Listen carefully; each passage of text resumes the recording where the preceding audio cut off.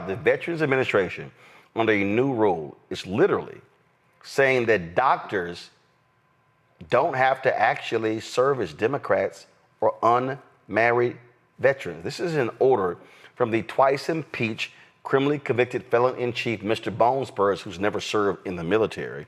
The policy extends, y'all, to psychologists, dentists, and other healthcare professionals. It is already being implemented at some VA medical centers. Now, while VA staff may still treat veterans regardless of race, color, religion, or sex, they are now permitted to decline care based on personal characteristics that are not explicitly protected under federal law. VA hospitals have authority to exclude physicians and other medical personnel based on their union activity, marital status, or political party affiliation. The Department of Veteran Affairs, y'all, is the nation's largest integrated healthcare system, comprising more than 170 hospitals, more than 1,000 clinics, employs 26,000 doctors, and serves 9 million patients annually. That absolutely, Omekongo, is trash. Wow. I mean, this is what I mean when I say no more laws, that just norms, and you don't have to really obey them. Deny Democrats care because of their political affiliation. This goes to what I just said about Senator Mike Lee in terms of being on the right side of history moment. Where are the Republican veterans going to stand as it relates to this? Are the people who they served with in Vietnam and Afghanistan and all of these places really their brother, really their sister? Trump, when people came up with that whole taco thing, Trump always chickens out. Trump does back down when he's confronted en masse, when people stand up and say no. And so if other Republicans and other Republicans who claim to support and love the military, if they don't get out and say something about this, these types of things are going to continue. And so this is just another way that, and I'm not even going to say that this is a distraction because this is real, to deny veterans the care that they need psychologically, emotionally, physically, that's a death trap for them and their families. And so in order to do that right now, again, this is the time where everybody needs to stand up and show exactly where they are. And for any Republican soldiers or Republican veterans or Republican Congress people and senators who claim that they care about the military and we speak up on this, their hypocrisy is real.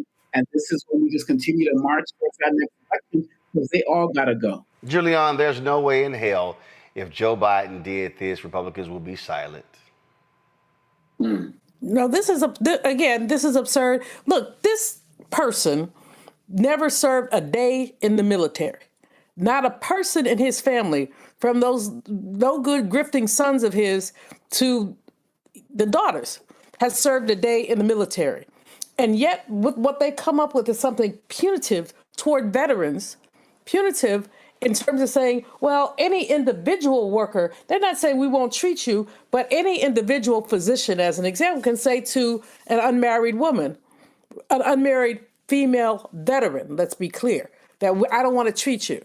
They can, obviously, there's some implications here around choice and issues around reproductive health. So if someone needs something around those issues, the doctor may feel free to say, oh, no, I don't feel like doing that. And don't drive up into the parking lot with a Biden sticker on your car, because you very well may then be denied health care. This is absurd, but it is consistent. And Omekongo is absolutely right. Here's the deal. When will Republicans who have good sense, and I realize that's a shrinking population, but when will Republicans with good sense who know better stand up and say, oh, hell no? And the fact is that they drank the Kool-Aid, every little bit of it, and then they put their tongue back into the glass to get the grains out. They are afraid to go against this man.